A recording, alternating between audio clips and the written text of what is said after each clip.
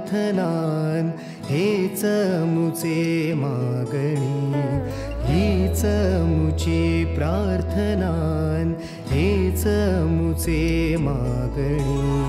माणसाने माणसाशी माणसा सम वागणे,